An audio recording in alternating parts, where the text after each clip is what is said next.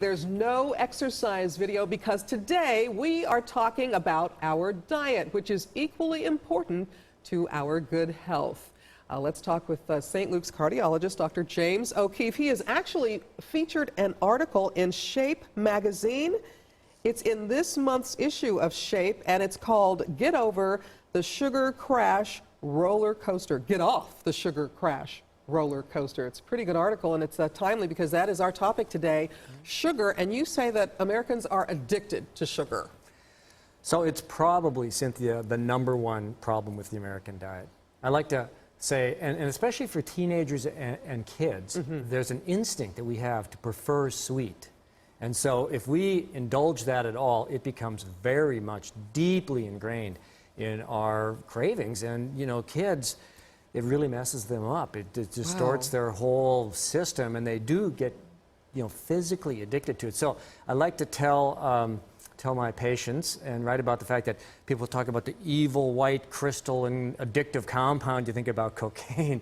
Sugar is like cocaine. In fact, there was a study about 10 years ago where they took rats and got them addicted to cocaine and then gave them a choice for their cocaine or the sugar water, and they choose the sugar.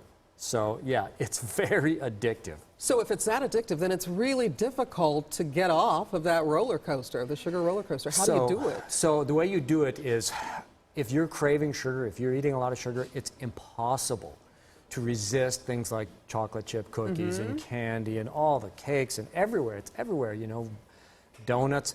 So what you have to do is wean yourself off of it. And with your kids, get them off of soda. Give them sparkling water instead, no fruit juices, no energy drinks or sports drinks. They don't need that stuff unless they're really working out for a long time.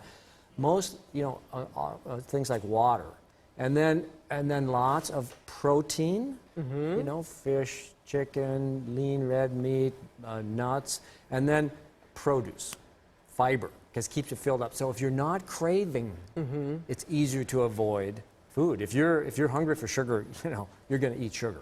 So the motivation to do this is because it's damaging to our hearts. What's happening with sugar? We know saturated fat clogs the arteries, salt, we know that's bad for us, too much in excess of all this. But excess sugar, what's it doing? So we were preaching a long time about get the salt out of the diet, no saturated fat. We're not so hyper about that anymore. You can eat salt to taste. Don't go out of your way to eat salt, but things like chips aren't good for you. But really, and saturated fat, a piece of lean red meat, that's okay. There's nothing wrong with that. There's a lot of good nutrients in it. But added sugar is all bad, and it's so addictive, and it's increasingly a big part of our diet. So we really think that you're better off focusing on don't eat things with added sugar in them.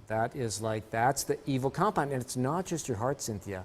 It causes Alzheimer's disease, it causes diabetes, it causes this truncal obesity, the weight gain in the midsection. It causes arthritis. It is the evil compound. And it's so unfair because we crave it, but it's bad. It's a learned behavior, and we can unlearn the behavior. We can unlearn it. Wow. That's a very important point, Cynthia, is that when you stop eating sugar, like any addiction, it takes about 4 or 6 weeks to kind of not crave it. But like my wife, Joan, is great about this. Like, she used to like desserts and whatnot. Now she doesn't. She actually dislikes the taste of sugar.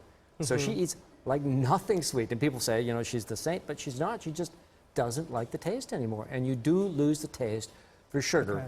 The less you eat, the less you'll crave. The more you eat, the more you'll crave.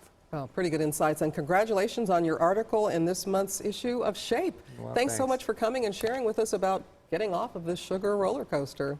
Thanks, Dr. O'Keefe. Yeah, thanks, Cynthia.